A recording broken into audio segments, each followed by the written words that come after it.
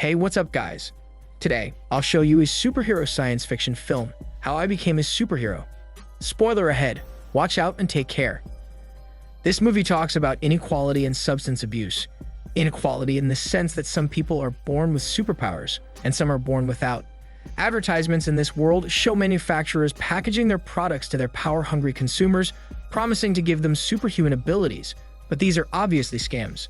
People born without superpowers simply cannot possess superhuman abilities until somebody fabricates a drug that legitimately provides the user with superpowers. This drug began circulating in schools. Teenagers who played with this substance started to use it to cause trouble all over the town. When the officials began to investigate, the circulating drug was linked to a missing superhuman. The movie dramatically reflects the inequality of our reality. People want to level out the disparity that we are born with, which pushes us to do inhumane things to have an advantage over others. Below is the story in detail. A mysterious superhero named Eclipso walks out on what seems to be his show. He walks into a dark alley and is injected with a sedative by a mysterious man. Then he wakes up in a mysterious laboratory and he is lying down with a glowing corpse. Moro appears to be a lonely man with a house full of clutter, random objects everywhere, and unorganized things. He is waking up to a television that was left on overnight. Moro picks up a call asking him if he is on his way to work. He lies and says he is already driving, but in reality, he is eating cereal and he seems not to mind his cat eating from the same bowl. On his way to work, he wears his police tag on his arm. There are superhumans everywhere, and they are using their powers to move things around. Moro arrives at the crime scene, and his colleague informs him, judging from the burned items all over the place, that this might be a case of arson. He was rude to her and the other staff. After realizing that he could not do much at the crime scene, he goes to the police station. His boss is furious and says that his records have been dropping over the past years, highlighting that he is basically useless. To make up for it, he is partnered up by his boss with Schautzman, the colleague he met earlier at the arson crime scene. His boss describes Schautzman as a valedictorian from the police academy and not one to be messed with. Their first case together is a school hostage situation. A student with flame powers is seen terrorizing the school. We could see another girl with electric abilities hiding in a cubicle in distress. She looks like she is hiding her powers for her safety. Another student sees this girl hiding. Moro, Schautzman, and their team go to the school, and while they are planning, Moro rushes to the kid with flame powers and quickly neutralizes the situation. The other staff rush to handcuff the kid. They suspect that he was also the one who burned the earlier crime scene. They also found a suspicious glow stick-like item on the school campus, which the students are calling a flamethrower, with a note telling them to burn them all. A sketchy teenager is selling this same item outside of the school. A lot of kids are buying it from him and sniffing the substance inside. As they inhale, their nasal cavities immediately glow up and possess flame powers after. The kids are playing with flames and burning random things. Moro visits his friend Monte Carlo, a retired superhero who was a member of the Pack Royal and used to work with Moro. Moro helps him clean up his dishes and his laundry, then he lazily microwaves his food. While eating, Moro asks him if he could find out somebody by their superpowers. Monte Carlo swiftly goes to his Rolodex and looks for superhumans with powers relating to fire. He then finds Brazero's file, 42 years old, in and out of prison, corrupt, and has a record of him beating up his wife. He has no kids. Moro quickly gets his jacket and proceeds to leave. Monte Carlo insists on opening the door by using his speed power, but he is not in control of it. He crashes into his coat hanger. Moro asks if he is taking his maintenance medication, and he says that the medicine is irrelevant. On the other side of the story, we could see a man walking in an abandoned building. He starts asking the scary-looking bouncer for Naja. The bouncer tries to threaten him, but he says he has something important for his boss. The bouncer goes to Naja, and he allows the man to proceed to the room. Naja is offended by the gesture and screams at the man, but he says he has news for him. Crimes relating to fire are now rampant. The police are heightening their alert. The forensics is failing to find the source of the substance that the teenagers were using. The policemen gather up to brainstorm, and Moro starts to talk about Brazero.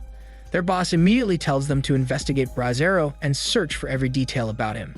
Schautzman is mad at Moro for not sharing this information. She reminds him that she is still his partner and must share information. Moro then received a call from Monte Carlo about Brazero that when he got out of rehab a few years ago, Brazero was helped by Callista. Callista is a basketball coach and was also a member of the Pack Royal. She has superpowers involving visions. In a vision, she saw one of her players being beaten up, and she immediately confronted the student to help him. Moro walks up into the basketball court and starts asking Callista about Brazzero. Callista admits that she helped him ages ago, but she refuses to help with the investigation. Moro sees Schultzman outside of the court because the people were not letting her go inside. Schultzman tells Moro that it is suspicious that he's talking to Callista. Moro storms off and leaves her. The forensics finds Brazzero's corpse and presents it to Moro and Schultzman. They find holes in his body, suspect that it is used to drain his blood, and a forensic discovers that Brazzero's blood matches the circulating substance that gives people flame powers. Moro and Schultzman start to interview people related to Brazzero, his previous employer, his partner, his previous psychologist, and others. Lily, the schoolgirl who has electric powers, is reading in a library. A guy approaches her and begins flirting with her. The guy gives Lily a phone number on a piece of paper. Moro begins to review their previous files about the recent crime scene and stumbles upon a critical detail. He updates his partner to look for the suspect shown in the photo evidence. They find the suspect in a hospital, and they begin interrogating him. They could not get anything from him until Schultzman tells him that he needs an antidote because he would explode. This is obviously a lie. Still, this lie got crucial information for the investigation. They discover a kid named Ismail who sells the substance outside of their school. On our antagonist's side, Nadja is looking for the missing stocks and asks why Ismail is not showing up. We can see here the guy flirting with Lily earlier as a part of Nadja's crew. Nadja tells his crew to look for Ismail and threatens that he might kill one of them if they fail to do the job. When most of his staff go out, Nadja asks him for updates about Lily, and he says it is going well. Nadja sniffs the substance and begins shooting large flames on his balcony like a lunatic. Moro and Schultzman find Ismail and chase him. They eventually find Ismail in a convenience store. Schultzman arrests him, and he begins heating up and tries to shoot her with flames, but Moro comes in with a fire extinguisher to stop him. They successfully catch Ismail. The police begin interrogating Ismail, but he cannot squeeze out any information from him. Moro is ordering his dinner, and he receives a call from Monte Carlo.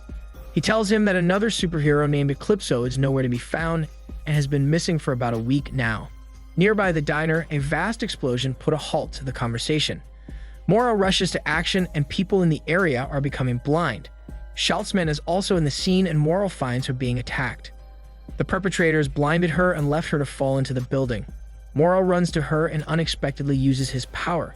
He suspended Schultzman in midair, preventing her from falling to her death.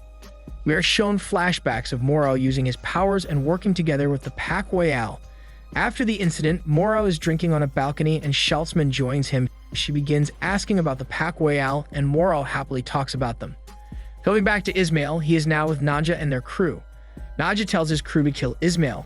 Ismail tells them that Moro has superpowers, but this does not help him at all. Nadja still kills Ismail.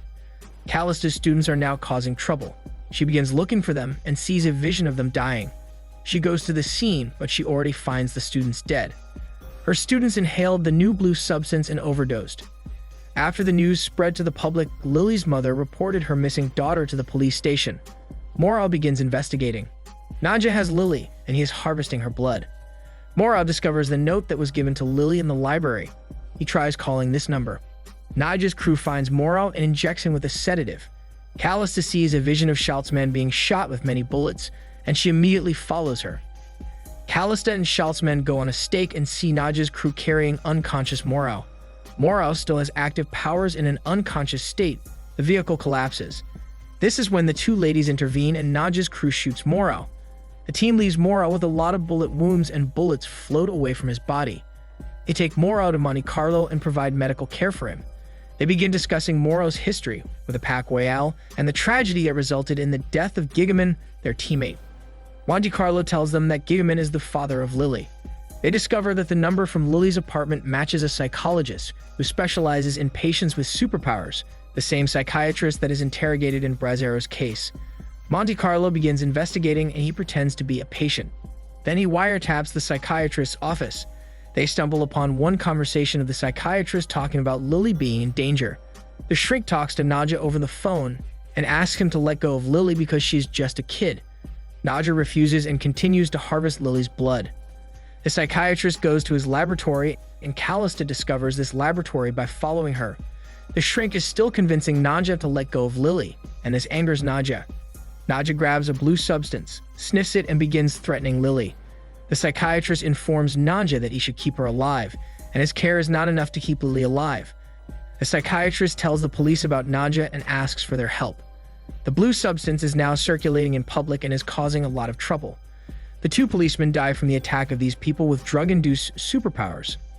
Moro is still in bad shape but continues to heal with the help of his powers.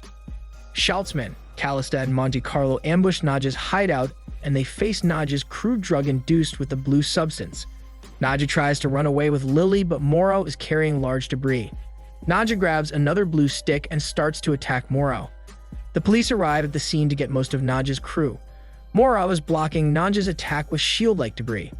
Eventually, Nadja becomes exhausted and Moro swiftly throws the shield to Nadja.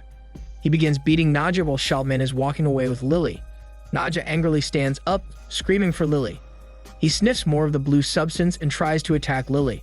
Moro sees this and quickly rushes to Nadja and lifts Nadja high up in the air. Nadja is filled with the blue substance and looks really powerful, but he cannot control it. Nadja explodes as Moro holds him with a choke on his neck. This left the crew watching on the ground, worried with Moro. Moro survived the explosion and is now in the news. Moro is still not introducing himself to the public and chooses to keep his identity hidden. No one knows why. Still, the incident sparks a massive interest in the public eyes, and the public calls him his superhero and names him Titan. Moro continues to live his life, not revealing his identity to the public, and takes care of Lily as she heals. Schultzman now works as a liaison officer to the Pack Royal. Schultzman gives a mask to Moro, suggesting that he should continue being a superhero. He kisses her, and the mask falls. Moro gets the falling mask and wears it, and that is how he became a superhero. This is Daniel CC Movie Channel. Stay safe and enjoy your fun for today.